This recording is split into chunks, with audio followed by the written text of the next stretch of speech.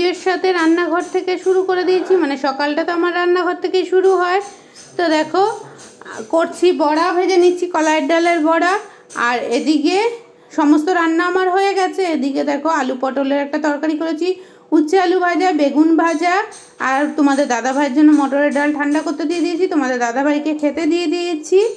তো এর মধ্যে এইখানে কলাইয়ের ডালটা রাখা আছে, এটা পরে আমরা পেস্ট করে নেবো। পেস্ট করে নিয়ে পরে আমাদেরটা করবো। তোমাদের দাদাভাই বড়া ভেজে দিয়েছি, কতগুলো অফিসে দিয়েছি। দেখো খেতে বসে পড়েছে। আমরা খাচ্ছি সকালের জল খাওয়ার। সকালের জল খাওয়ারে দেখো কর্নফ্লেক্স আর দুধ নিয়ে নিচ্ছি। আর যারা তখন আমার ভিডিওটা দেখা শুরু করছে লাইক দেওনি, তাদের কাছে একটা মিষ্টি লাইকের আবদার করছি। তোমাদের একটা লাইক আমাদের অনেক দূর আগিয়ে নিয়ে যেতে সাহায্য করে। আর মিষ্টি মিষ্টি কমেন্টের অপেক্ষায় আমরা থাকি। ভিডিও যখন ছাড়ি তখন আমরা মিষ্টি মিষ্টি কমেন্টের অপেক্ষায় থাকি। আর যদি মনে করো ভিডিওটা দেখে ভালো লাগছে, একটু বেশি করে শেয়ার করে দেওয়া যায়, তাহলেও আমাদের উপকার হবে। তাহলে একটু শেয়ার করে দিও প্লিজ। আর চলো আজকে দেখো আমরা এখন দুধ কর্নফ্লেক্স খেয়ে নিয়ে তারপরে করব রান্নাঘর পরিষ্কার। আর রান্নাঘর পড়লে সমস্ত কিছু পড়ে থাকে, রান্না হয়ে গেলেই যে সব কাজ হয়ে যায় তা তো নয়। তো দেখো রান্নাঘরে সমস্ত কিছু ছড়িয়ে ছিটিয়ে রয়েছে, আগে আমরা খেয়ে নিই। আর আমরা দেখো এখানে কতগুলো বিস্কুটের গুঁড়া, সামান্য পরিমাণে চিনি, দেখতে পাচ্ছ? আমরা মেয়েরা কতই না হিসাবি, ফেলে দিতে কিছুই আমরা পারি না। সংসারে যা থাকে চেষ্টা করি কোনো না কোনোভাবে কাজে লাগিয়ে দিতে। তো এই নরম বিস্কুটগুলো যদি কাউকে দিই, কেউই খাবে না, ভালো লাগে না নরম হয়ে গেলে। তো তার থেকে দেখো আমি গুঁড়ো করে নিয়েছি, দুধ দিয়ে দিলাম। দেখে অনেকে বুঝতে পারছো আমি কি করছি। একটুখানি বেকিং সোডা দিয়ে দিলাম, আর একটুখানি দেখো বাটারস্কচের ফ্লেভার দিয়ে দিলাম।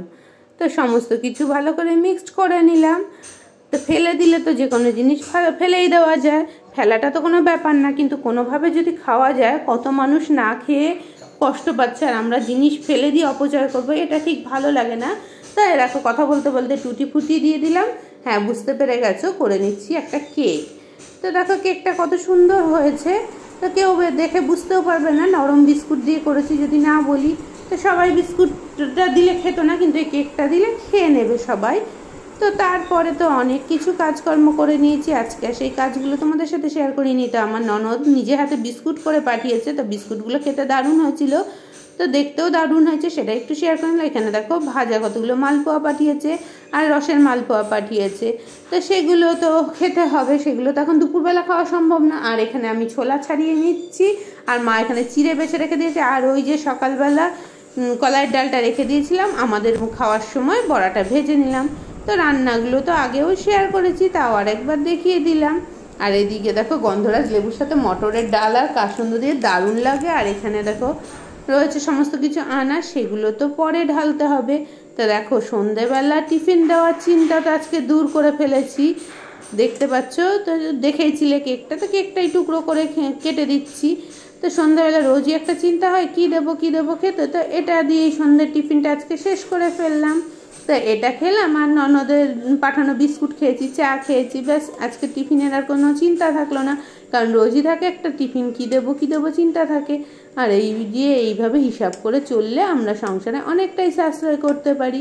আমরা কিন্তু মহিলারা হিসাব করে চলতে পছন্দ করি। তো দেখো দেখতে পাচ্ছ ভালোই হয়েছিল কেকটা, খেতেও কিন্তু ভালোই লাগছিল, কারণ পরে যখন ভয়েস দিয়েছি সেই জন্য তোমাদের বললাম। আর টুকরোগুলো কত সুন্দর কেটে ফেলেছি, দেখতে পাচ্ছ। আমি না কেক সেরম কাটি না, তো আজকে কেকটা আমি নিজেই ইচ্ছা করে কেটে ফেললাম। তো তারপরে আর রাতে কিচ্ছু করিনি, এই বিস্কুটটাও খেয়ে নিয়েছি। তো ননদ যে পাঠিয়েছিল মালপোয়াগুলো, এগুলোই রাত্রেবেলা খেয়ে নিয়েছিলাম। তো অনেকগুলো মালপোয়া যেহেতু পাঠিয়েছিল, আর কিছু করিনি। তো আজকের ভিডিও থেকে বিদায় নিচ্ছি। কোনো অংশ ভালো লাগলে পাশে থেকো, সবাই ভালো থেকো, সুস্থ থেকো, টাটা।